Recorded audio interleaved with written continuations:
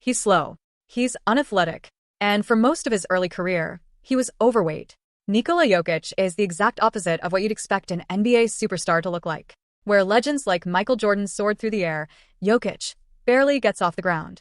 Yet despite his physical limitations, this Serbian big man became a 3-time NBA MVP, an NBA champion, and a 6-time All-Star.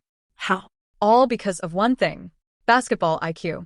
Plays so calculated, so instinctive, that he doesn't even have to look to know where his teammates are. But he didn't start that way. Let's rewind to where it all began. On February 19, 1995, in the small Serbian town of Sombor, the Jokic family welcomed their youngest son, Nikola. Sombor, with just 50,000 residents, was far from the bright lights of the NBA. But it's where this incredible story starts. From a young age, Nikola was surrounded by basketball. His two older brothers, Strahinja and Nemanja, introduced him to the game, using a small hoop in their cramped apartment. They were 13 and 11 years older than him, so Nikola grew up watching, learning, and eventually idolizing their competitive spirit. As he began playing, coaches quickly noticed something rare. Yes, he was the biggest player on the court, so he often played center, but there was something different about him. He could pass like a guard. He made decisions like a seasoned pro. Even in his early teens, his court vision stood out, and some youth coaches actually had him play point guard, a truly unheard-of move for someone his size. Outside the court, Nikola obsessed over NBA highlight reels on YouTube. He dreamed of one day leaving his tiny hometown and playing for a top club in Europe. And that dream wasn't far-fetched. As he turned 16, scouts from a major Serbian team began to take notice. Soon, Nikola would make the move to Novi Sad, a bigger city, to join the club Vojvodina, setting the stage for his next big break. By 16, Nikola Jokic was quietly dominating youth basketball games in Serbia, but hardly anyone knew who he was. That changed on October 22, 2012, when one of Serbia's top basketball agents, Misko Raznatovic, came across a local newspaper. In it, he saw a strange stat line from a youth league game. Over 30 points and 20 rebounds. At first, he brushed it off. A fluke, maybe. But when he saw the same type of performance the next week, his curiosity exploded. Misko immediately called his top scout, someone who knew every young Serbian baller. But this name? Nikola Jokic? He had never heard of him. Misko's next move was quick and calculated. He sent his scout straight to Novi Sad to find out who this mysterious kid was. What the scout found was stunning. A 6 feet 11 inches slow-moving 16-year-old, dominating grown opponents with ease. Not because he was fast, not because he was explosive, but because he knew the game better than anyone else on the floor. Misko knew this was something special, so he raced to meet with Nikola's parents. He offered to represent him and move him to a team built to develop young Serbian stars, Mega Basket. But when Nikola arrived at Mega, he faced a harsh reality check. Team doctor Marko Kozic discovered that Jokic was significantly overweight, so much so that he couldn't even complete a single push-up. Because of this, Nikola was told he couldn't even practice with a team until he got into shape. Luckily, support came from someone who had once made all the wrong choices. Nikola's older brother, Nemanja, had once played Division I basketball in the US, but partied too much and threw away his shot. Haunted by his past, Nemanja was determined not to let Nikola make the same mistakes. He guided him, trained him, taught him how to stay disciplined. Thanks to his brother's help, within just 2 weeks, Nikola was ready to suit up for Mega's junior team. There, he averaged 12 points, 8 rebounds, and 2 assists. But more importantly, he caught the attention of a very important man, Dejan Milojevic, known as Deki, a former Serbian pro and head coach of Mega's senior team. Deki wasn't impressed by how Nikola looked. He was impressed by how he thought. He believed the most important skill wasn't speed or strength, but the ability to read the game. He saw Jokic as more than a big body. He saw a future MVP. So just 1 month after joining the junior squad, Jokic was promoted to the senior team, playing against grown professionals. Even more surprising, Deki gave him 23 minutes in a semi-final match against Red Star, one of Serbia's top clubs. And although Mega lost, Jokic showed everyone a glimpse of who he could become. That performance led to something even bigger. His first ever call-up to the Serbian national team, selected to represent his country at the Under-19 World Championship. Now, Jokic was on the global stage, and though he didn't start, one scout noticed him.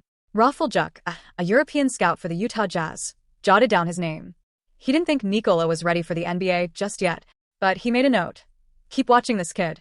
It wouldn't be the last time the basketball world heard the name Nikola Jokic. When Nikola Jokic joined Mega Basket, he was an overweight teenager who couldn't do a push-up.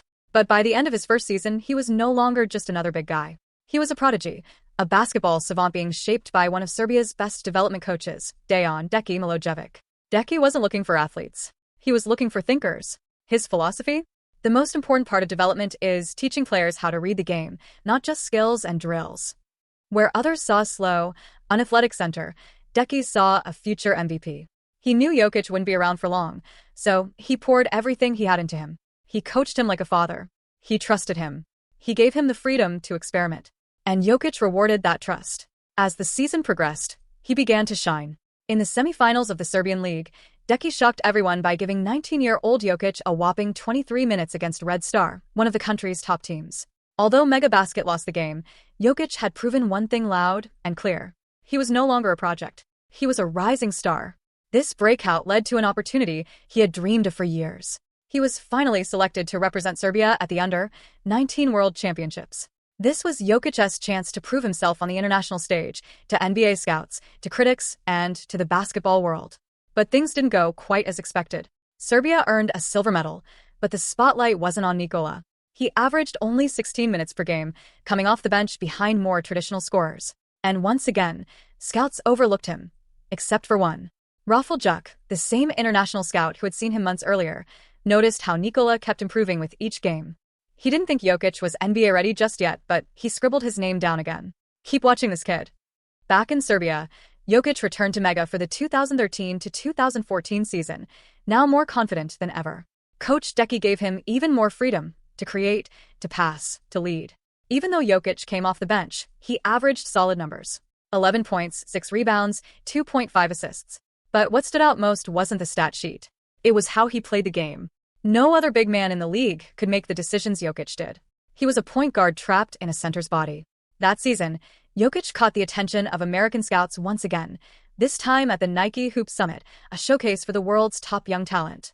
There, he led the camp in scoring during training. But still, NBA GMs didn't know what to make of him. He looked awkward. He didn't jump high. He didn't wow anyone with dunks. But what they didn't see, what few could understand, was that he played smarter than everyone else. Luckily, he had one advantage, his agent Misko, who had connections across the NBA. Despite the doubts, Misko believed some teams were interested.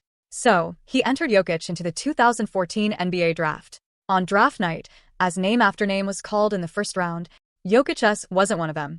But early in the second round, pick number 41 changed everything. The Denver Nuggets, thanks to one very persistent scout, Rafal Juk, selected Nikola Jokic. No TV cameras. No big celebration.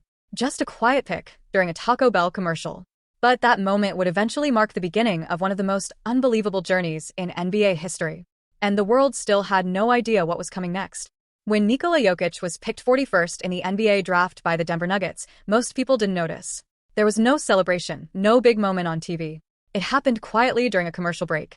But behind that quiet moment, a big story was just beginning. At first, Jokic didn't even come to the NBA right away. He stayed in Europe for another year to improve his game with Mega Basket. When he finally joined the Denver Nuggets in 2015, fans and experts had low expectations. He didn't look like a star, just a slow, quiet guy from Serbia. But soon, people began to see something special. Jokic wasn't fast or powerful, but he was smart. He passed the ball like a point guard, even though he was a center. He made decisions quickly, saw the whole court, and stayed calm under pressure. He didn't play basketball with his body, he played with his mind. In his second season, Jokic became the team's starting center. But he played a completely different style. He led fast breaks, set up plays, and passed more than most guards. He didn't try to be flashy or athletic. He just focused on making the right play every time. Some people still didn't believe in him. They said he couldn't play defense. They said he wasn't strong enough to lead a team to a championship. But Jokic didn't respond with words. He responded with results. Game after game, he helped his team win.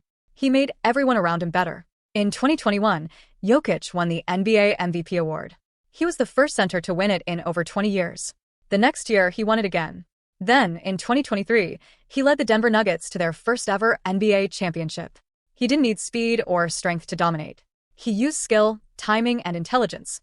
Nikola Jokic proved that you don't have to be the fastest or strongest to be the best. You just have to understand the game better than anyone else and play it your own way.